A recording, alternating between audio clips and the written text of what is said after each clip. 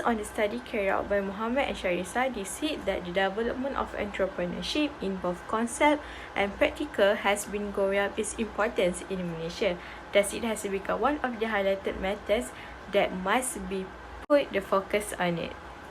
Ministry of Entrepreneurial Development is a proof of benefits and advantages of entrepreneurship development, while the National Development Policy, which aiming to rationalize and refocus all the functions and roles of entrepreneurs development programs in order to support the nation's economic agenda and create a conducive and integrated entrepreneurship ecosystem. According to the Global Entrepreneurship Monitor, in 2004, it stated that women represent more than 1/3 of all people involved in the entrepreneurial activity all around the world. Valencia in 2006 stated that it is reported almost 40.54% out of 73 million of people who are active entrepreneurs in the 34 nations are women. This study portrays on how the government's aid may affect on the improvement of women entrepreneurship. The government's aid examined in the study are training, monetary aid, facilities and entrepreneurship programs. Malaysia still confronted with the challenges such as the ignorance, lack of knowledge and network connection, and small exposure contributing to the issue why entrepreneurship by women is still left behind even though the number of involvement is high. To fill above gaps, the study therefore aims to provide a holistic view of factors influencing the performance of women entrepreneurs through the comprehensive review of literature available on entrepreneurship. This resulted in the development of theoretical framework for the intention of policies and programs for entrepreneurship development among women. This study aims to investigate the initiative made by the government in improving the entrepreneurship among women in Kuala Lumpur are really being acknowledged by them or not. Moving on to research objective and research questions.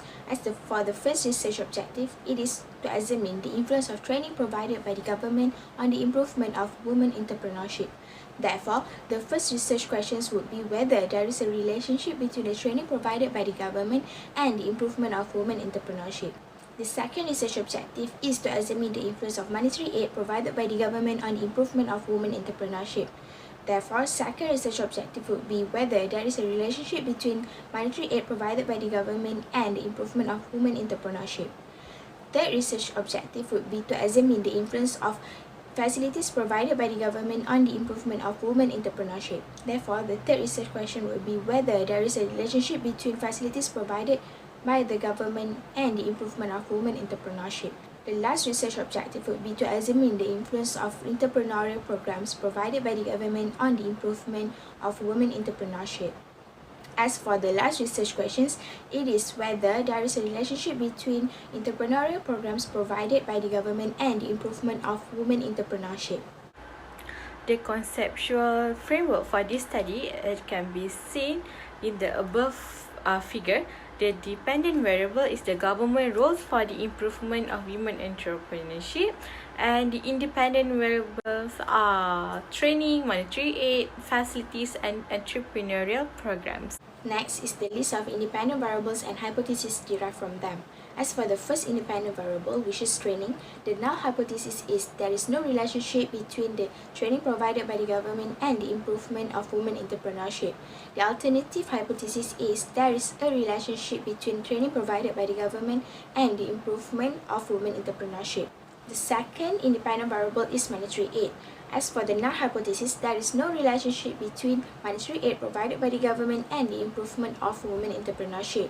The alternative hypothesis is there is a relationship between monetary aid provided by the government and the improvement of women entrepreneurship. Moving on to third independent variable, which is facilities. As for the null hypothesis, there is no relationship between facilities provided by the government and the improvement of women entrepreneurship. However, the alternative hypothesis is there is a relationship between facilities provided by the government and the improvement of women entrepreneurship. The last independent variable is entrepreneurial program. As for the null hypothesis, there is no relationship between the entrepreneurial programs provided by the government and the improvement of women entrepreneurship. The alternative hypothesis will be there is a relationship between entrepreneurial programs provided by the government and the improvement of women entrepreneurship. Moving on to research method. As for the research design, a quantitative method has been used and a cross-sectional sample survey has been applied as the data collection process is being carried out at a single time in order to answer all the research objectives. The unit of analysis consists of individual, which are women entrepreneurs that stays in area of Kuala Lumpur. As for the sample size, the proposed sample size was 297 respondents. However, we have managed to collect data from 300 respondents. The sampling technique used is convenient sampling under the non-probability sampling method. The population are being selected as they are considered accessible, convenient, and also within the proximity of the researcher. Next is data measurement. As for independent and dependent variables, the questions were developed based on how the independent variables are able to put influence on the dependent variables. Respondents will provide their answer based on a 5-point Likert scale, which 1 indicates strongly disagree with the statement, while 5 means strongly agree with the statement.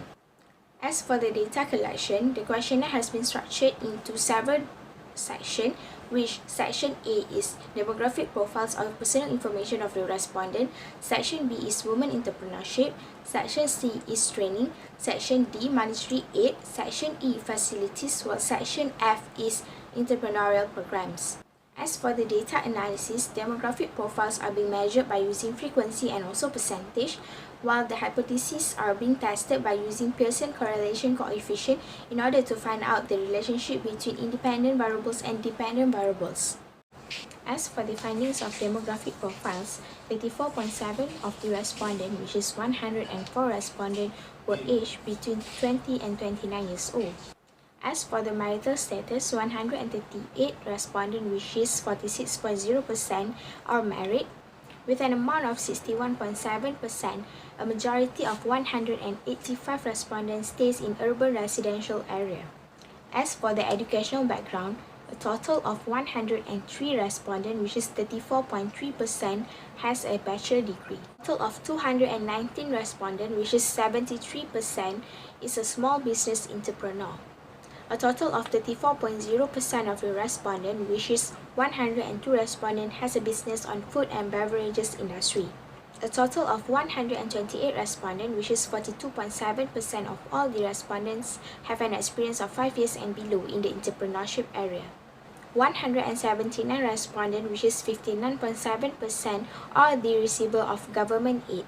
A total of 231 respondents, which equal to 77%, have the understanding on the government aids.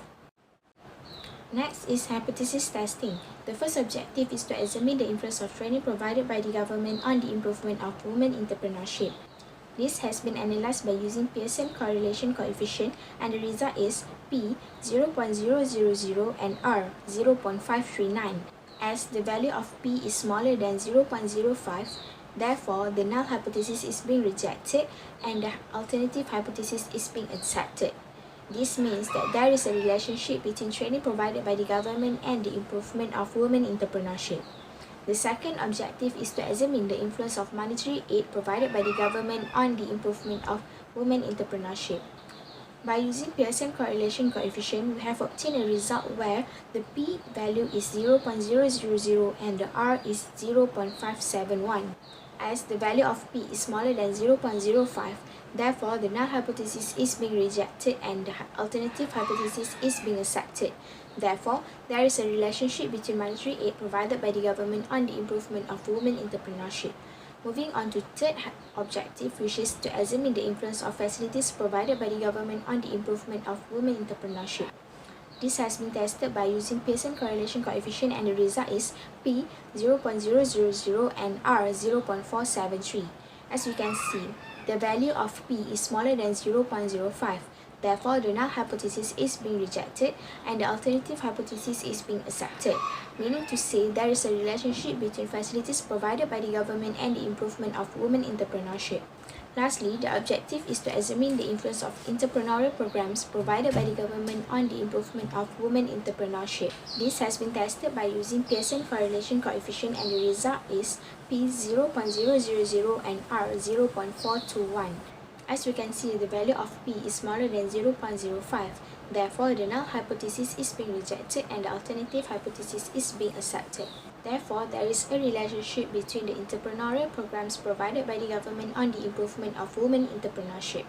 So the next one is the limitation of study and the future research recommendation.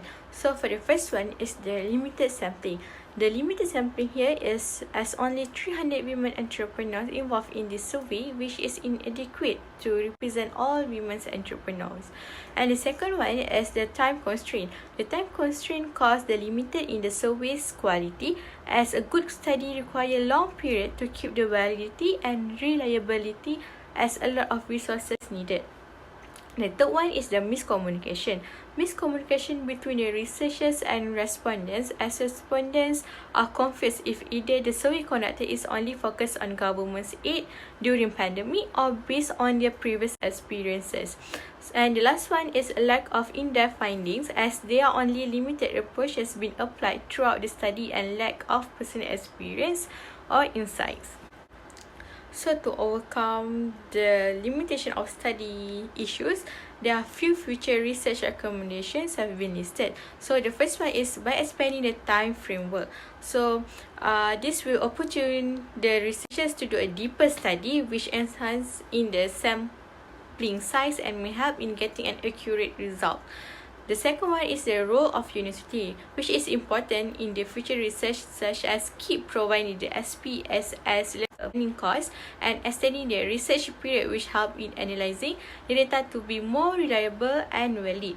And the third one is by providing the online friendly instead of the classical survey.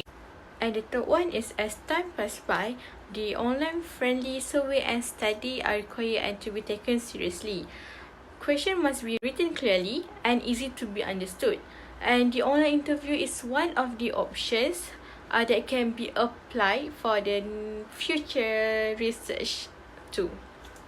And the last one is the method of data collection. So the data collection must be taken seriously as well, as by only depending on one method is inadequate. Thus, it is competent to be applying other method as well to study a clearer image and a deeper understanding in the study. Okay, for the study recommendation, which is involving the entrepreneurship development, is the role of institutions, role of government policymaker, and the knowledge and entrepreneurial intention. Role of institutions: the institution should have provided programs and introduced the entrepreneurship knowledge for the student, including in the elementary school. While for the role of government and policymaker, they have to keep providing these aids to the entrepreneurs and improving the policies involved so the entrepreneurship development can be done. So the last but not least, the knowledge and entrepreneurial intention. It's important for an entrepreneur to own some entrepreneurial knowledge and should have always aim bigger. In the conclusion, this research is done for a better understanding on how the government's aid affect on the improvement of women entrepreneurship. It is successfully resulting that there is correlation between the training, monetary aid, facilities and entrepreneurial program with the improvement of women entrepreneurship in Kuala Lumpur. Throughout the study, it has revealed the significant results where all the hypotheses are accepted. And other than that, the study also highlighted on the important aspects of the government's aid, the limitation of study and the recommendation as well. So it can be concluded the government's aid are practical to be carried out and is an important aspect of entrepreneurship development, including women entrepreneurship.